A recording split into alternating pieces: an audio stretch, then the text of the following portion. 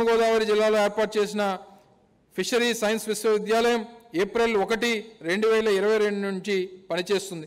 మా ప్రభుత్వం 2,12,000 హెక్టార్ల విస్తీర్ణం ఆక్వాకల్చర్ క్రిందకు తీసుకురావడం ద్వారా 16,05,000 మందికి కొత్తగా జీవనోపాధి అవకాశాలు కల్పించి మన రాష్ట్రాన్ని దేశం యొక్క ఆక్వా హబ్గా తీర్చిదిద్దింది. సంక్షేమ ఆంధ్ర దృఢమైన సామాజిక భద్రతా వలయం, పేదరికంపై యుద్ధం. ఫ్రాంక్లిన్ డి రూజ్వెల్ట్ 32వ యుఎస్ ప్రెసిడెంట్ చెప్పినటువంటి మాటలలో మన పురోగతికి పరీక్ష ఉన్న వాళ్ళ సంపదను మరింత పెంచామా అని కాదు, లేని వాళ్లకు తగినంత అందించామా అని. ఆర్థికంగా మరియు సామాజికంగా వెనుకబడిన వారిని వారి అవసరాలను తీర్చడానికి మా ప్రభుత్వం ఒక బలమైన సామాజిక భద్రతా వలయాన్ని రూపొందించింది. దీనిలో భాగంగా ఇంటి స్థలాల కేటాయింపు, ఇంటి నిర్మాణము, సంక్షేమ పెన్షన్లు, ప్రజా పంపిణీ వ్యవస్థ ద్వారా రేషన్ ఇంటింటికి పంపిణీ చేయడం వంటి వివిధ పథకాల ద్వారా ఆర్థిక మద్దతును అందిస్తుంది. ఈ కృషి పేదరికాన్ని దాని మూలాల నుండి నిర్మూలించాలనే నిబద్ధతను నొక్కి చెబుతుంది. ప్రతి వ్యక్తి వారి ఆర్థిక స్థితిలో సంబంధం లేకుండా గౌరవప్రదమైన మరియు సురక్షితమైన జీవితానికి గడపడానికి మా ప్రభుత్వం సహకారాన్ని అందిస్తుంది.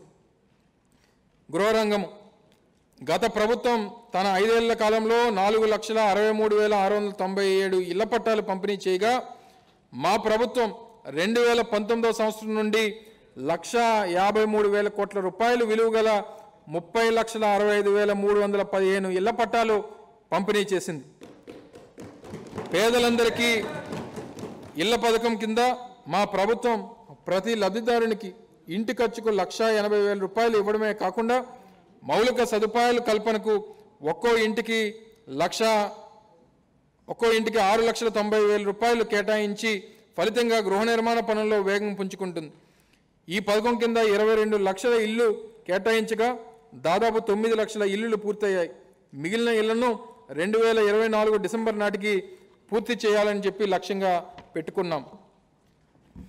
మా ప్రభుత్వం 32,909 కోట్ల రూపాయలు అంచనా వ్యయంతో వైఎస్ఆర్ జగనన్న కాలనీలు తాగునీటి సరఫరా, విద్యుత్, రోడ్లు మొదలైన మౌలిక సదుపాయాలు కల్పించి ఆదర్శ గ్రామాలుగా అభివృద్ధి చేస్తుంది. వైఎస్ఆర్ జగనన్న కాలనీల్లో ఇప్పటి వరకు 1,62,538 మంది లబ్ధిదారులు నివాసం ఉంటున్నారు. సంక్షేమం ప్రత్యక్ష నగదు బదిలీ ఎలాంటి వివక్ష లేకుండా అన్ని సంక్షేమ పథకాలు అర్హులందరికీ అందాలనే ప్రభుత్వ నినాదానికి అనుగుణంగా ఎలాంటి అవకతవకలు లేకుండా ప్రయోజనాలు అందేలా చూడాలనే ఉద్దేశంతో ప్రభుత్వం గ్రామ వార్డు సచివాలయాలు, వాలంటీర్ల ద్వారా ప్రత్యక్ష నగదు బదిలీ పథకం విధానంలో అమలు చేస్తుంది. కులం, మతం మరియు ఇతర అంశాలతో సంబంధం లేకుండా ప్రయోజనాలు అందరికీ చేరేలా చేస్తుంది.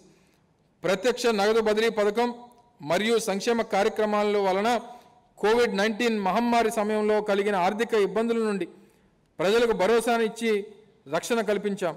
ప్రభుత్వ దార్శనికతకు సాకారం చేసి దేశానికే ఆదర్శంగా నిలిపేందుకు నిస్వార్థంగా అవిశ్రాంతంగా పనిచేసిన గ్రామ వార్డు సచివాలయాల సిబ్బందికి, వాలంటీర్లకు ఈ సందర్భంగా కృతజ్ఞతలు తెలియజేస్తున్నాను.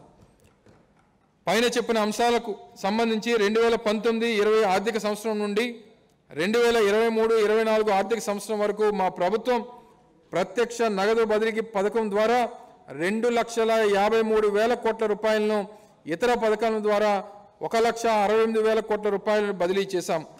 ఈ విధంగా గత 5 ఏళ్లలో 4,21,000 కోట్ల రూపాయలను ప్రజలకు బదిలీ చేశాం. విజయవంతమైన సమగ్రమైన ఈ ప్రత్యక్ష మరియు ఇతర పథకాలు అమలు కారణంగా లక్షలాది కుటుంబాలకు పేదరికం నుండి తప్పించి వారి జీవన ప్రమాణాలను మెరుగుపరిచి కొత్త అవకాశాలను కల్పిస్తూ వారి అభివృద్ధి మరియు అభ్యున్నతికి తోడ్పడుతుంది. 2019 సంవత్సరంలో స్థిర ధరల సూచి ప్రకారం మన రాష్ట్ర తలసరి ఆదాయం 1,54,031 రూపాయలతో దేశంలో 18వ స్థానంలో ఉండగా నేడు మన రాష్ట్ర తలసరి ఆదాయం 2,19,518 రూపాయలతో 9వ ర్యాంకులో మనం సాధించామని చెప్పి కూడా ఈ సందర్భంగా తెలియజేస్తా ఉన్నాం.